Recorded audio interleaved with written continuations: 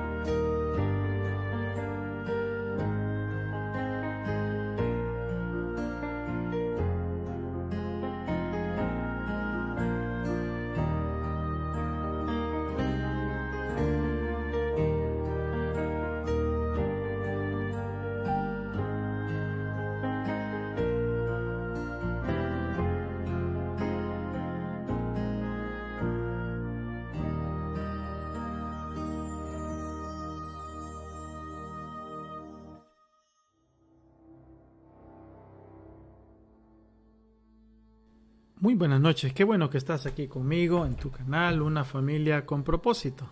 ¿Estás listo para estudiar en esta noche? Pues comencemos. Vamos a estudiar en esta ocasión la lección número 2. La lección número 2 nos habla el título En medio de los candeleros. Y vamos a comenzar de esta manera, diciéndole gracias por estar aquí con nosotros, bienvenido. Y pues, comenzamos.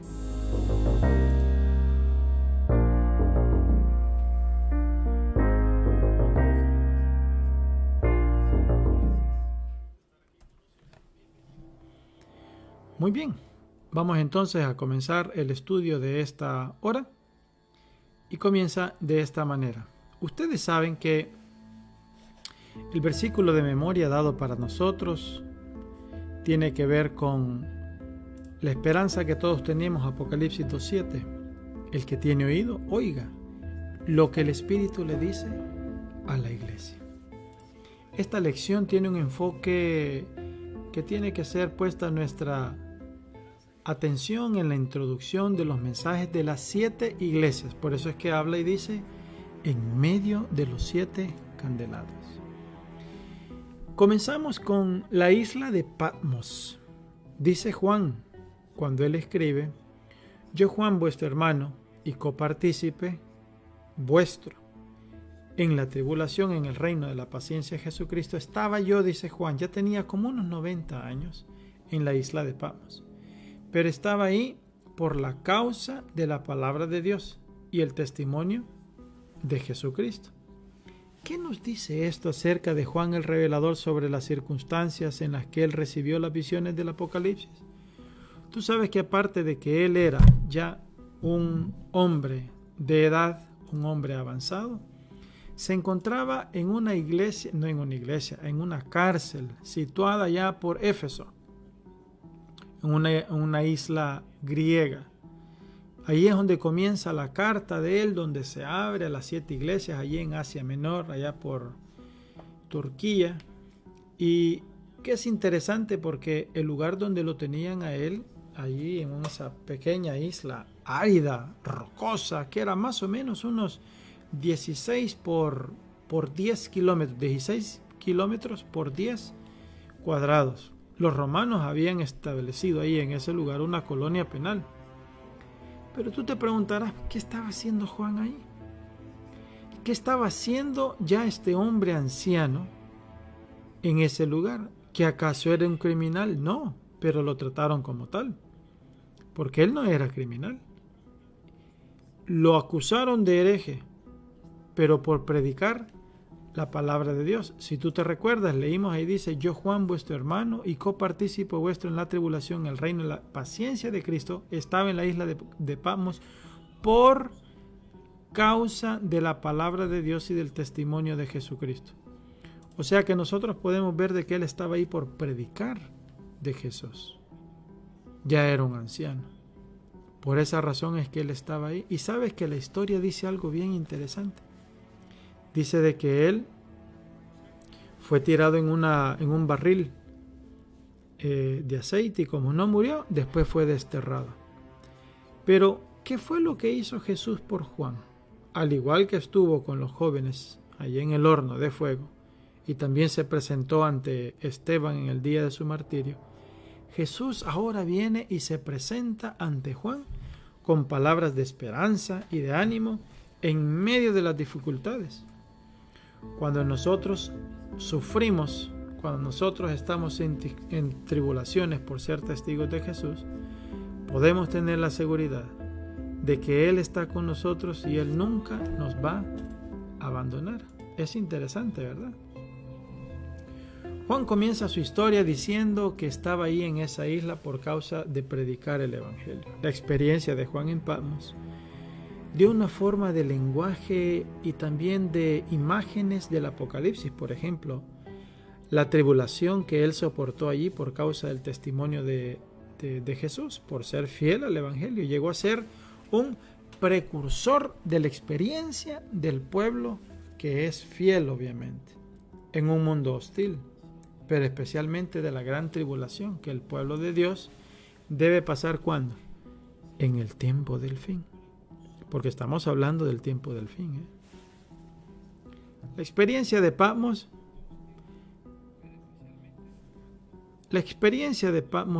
siempre resulta en una revelación de Jesucristo, porque Daniel así lo experimentó también la cautividad allá cuando estaba en Babilonia, y ahí es donde está escrito su libro de la misma manera.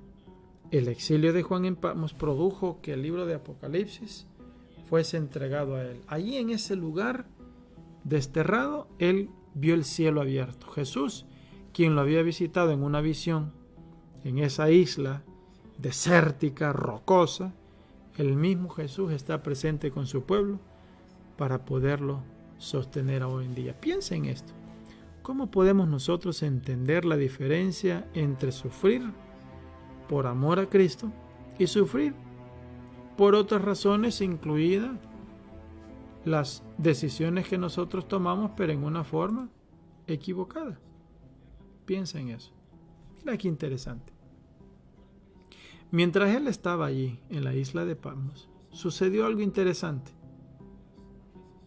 Se le da la visita, pero no en un día cualquiera.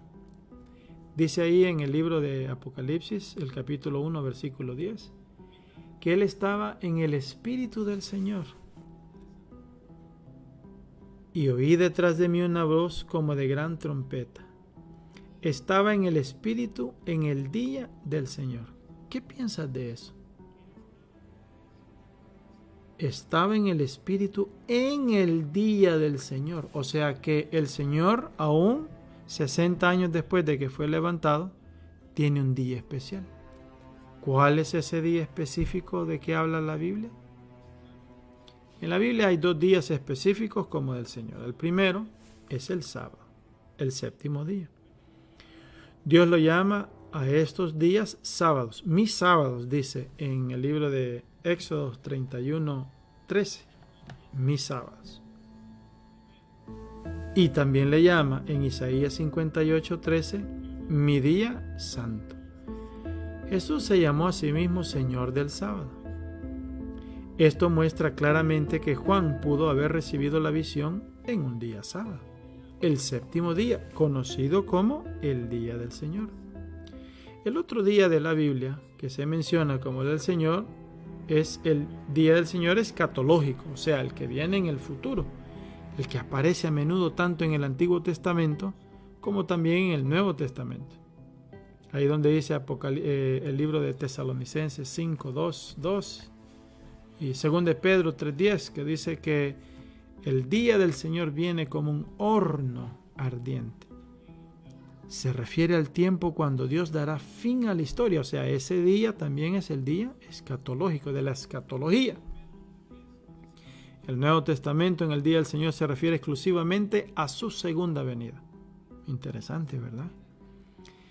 Estas realidades hacen que sea razonable pensar que Juan acuñó la frase el día del Señor para combinar 2 conceptos bíblicos en uno solo.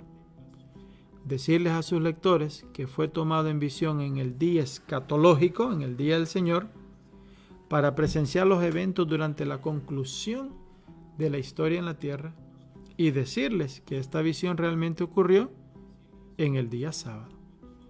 Muy interesante, ¿no es cierto? Tú sabes que el domingo es conocido como el primer día de la semana. La expresión se aplica ahí bien clara en los evangelios. Y también está la segunda venida, como ya lo mencionamos.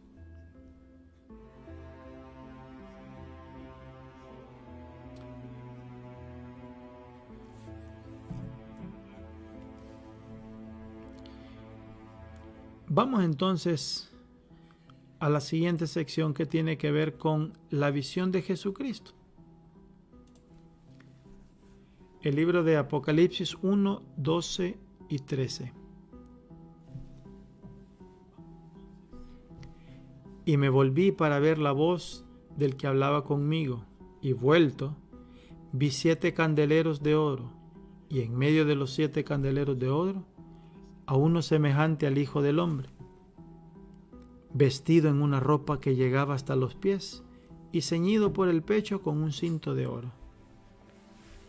¿Cómo describe Juan la apariencia de Cristo? ¿A dónde es que lo ve? ¿Y qué es lo que significa eso? La descripción de la apariencia de Jesús es semejante a la visión, la misma visión que tuvo Daniel, tuvo del ser del que hablaba a las orillas del río Tigris, si tú te recuerdas. Ambos ven un ser brillante, con aspectos metálicos en sus miembros y ropas, adornos de oro, y un rostro brillante, y los ojos como antorchas o llamas de fuego, cuya voz era poderosa, como el sonido de las muchas aguas o el vocerío de mucha multitud. Así es como se describe. Pero para Juan, el ser que se le aparece en medio de las 7 lámparas o el candelero, de los candeleros, que eran 7, representan las 7 iglesias, obviamente, porque el Espíritu de Jesús está en todas las iglesias. Son los ángeles responsables de cada una de las iglesias, ahí lo declara en Apocalipsis 1:20, por las cuales Jesús determinará su mensaje, válido para cada una, y todas ellas para nosotros, la iglesia de Cristo, hoy en día. Qué lindo, ¿verdad? Saber de que el Señor está interesado en lo que nosotros hacemos hoy en día. La visión de Jesucristo, ahí usted la puede ver, tenía una túnica larga, un cinturón de oro, cabellos blancos, ojo de fuego. Todo se oye, no haga eso, todo se oye. Pies de bronce. Una voz estruenda, una espada en su boca, un rostro como el sol. Hermana Angélica Sánchez, bienvenida. En Daniel menciona vestido de lino, cinturón de oro, ojos de fuego, pies de bronce, voz estruendosa, rostro como el relámpago. El personaje vestido de lino que vieron tanto Juan como Daniel es el mismo, Jesucristo. En esa visión de Apocalipsis se puede ver con claridad al mismo Jesucristo, hablándole a sus siervos. La visión de Jesucristo. Cuando le vi, dice que caí como muerto a sus pies y puso su diestra sobre mí diciéndome: no temas, yo soy el primero y el último. Juan vio a Jesús andando entre 7 candeleros, que simbolizan obviamente las 7 iglesias. Cada mensaje a las iglesias incluye la expresión yo conozco tus obras. ¿No te parece espectacular? Me parece muy espectacular. Conoce tus obras. No tienes que preocuparte. Él está en control de todo. Conoce tus obras. Y al mismo tiempo también tienes que andar con cuidado, porque conoce tus obras. Y él dice, esa descripción de él es para que nosotros podamos estar seguros de que Él está en control de todo. Cada mensaje a las iglesias incluye la expresión conozco tus obras. Ahí en el capítulo 2, versículo 2, el 13, en el 8, 15, conozco tus obras. Jesús está siempre entre su pueblo y lo conoce. Nos conoce a nosotros individualmente, a cada uno particular. Aunque Él es grande, Él es majestuoso, no debemos tener miedo de su presencia, porque Él es el que murió y resucitó. Y él le dijo a Juan que tiene las llaves de la muerte, incluso los muertos están bajo su cuidado. ¿Cuánto más los que están vivos? ¡Qué lindo! Esta carta a las 7 iglesias que le dio Jesús para que escribiera fue una de las cartas que le dice: escribe en un libro lo que ves. Ahí en esa iglesia, en esa isla donde había sido desterrada, esa isla rocosa y árida, le muestra las puertas del cielo. Escribe en un libro lo que ves. Envíalo a las 7 iglesias que están en Asia, en Éfeso, en Esmirna, en Pérgamo, Tiatira, Sardis, Filadelfia, Laodicea. El significado de los mensajes dados a las 7 iglesias de Asia se aplican en 3 niveles distintos y completamente separados. Una, la parte inmediata, la histórica. Luego después viene la futura, la profética, y finalmente obviamente tenemos la que es universal para todo el mundo. Un mensaje especial de Jesús para cada una de las iglesias que se reúnen en 7 ciudades distintas de en aquel entonces Asia Menor. Un mensaje para cada época de la historia de la iglesia, desde los tiempos de Juan hasta nuestros días. Y la número 3, un mensaje para cada iglesia y para cada creyente en cualquier momento de la historia. ¿No te parece espectacular? ¡Qué hermoso es eso!